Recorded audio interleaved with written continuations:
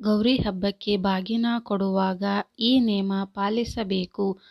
ಆದರೆ ಬಾಗಿನ ಕೊಡುವಾಗ ಕೆಲವೊಂದು ಸಂಪ್ರದಾಯ ಪಾಲಿಸುವುದು ಅಗತ್ಯ.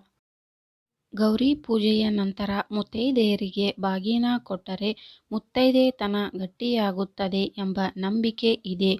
ಮೊರದೊಳಗಡೆ ಅಕ್ಕಿ, ಬೆಲ್ಲ, ಬೇಳೆ, ವೀಳ್ಯದೆಲೆ, ಅಡಿಕೆ, ಅರಿಶಿಣ, ಕುಂಕುಮ, ಹೂವು, ಹಣ್ಣು ಇತ್ಯಾದಿ ಶುಭ ವಸ್ತುಗಳನ್ನಿರಿಸಿ ಬಾಗಿನ ಕೊಡಲಾಗುತ್ತದೆ. ಇದರಿಂದ ಗೌರಿ ದೇವಿಯ ಅನುಗ್ರಹಕ್ಕೆ ಪಾತ್ರರಾಗುತ್ತೀರಿ.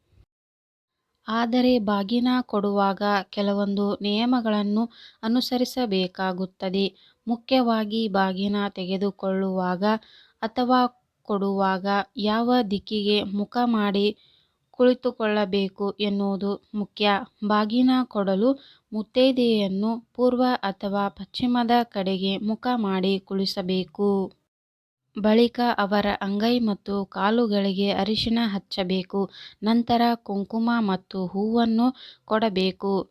ಇದಾದ ಬಳಿಕ ಸೆರಗಿನಲ್ಲಿ ಬಾಗಿನವನ್ನು ಮುಚ್ಚಿ ಇಬ್ಬರೂ ಮೊರವನ್ನು ಅಲ್ಲಾಡಿಸಿ ಮುತ್ತೈದೆ ಬಾಗಿನ ತಗೋ ಎನ್ನುತ್ತಾ ಬಾಗಿನ ಕೊಡಬೇಕು. ಪಡೆಯುವವರು ಮುತ್ತೈದೆ ಬಾಗಿನ ಕೊಡು ಎನ್ನಬೇಕು.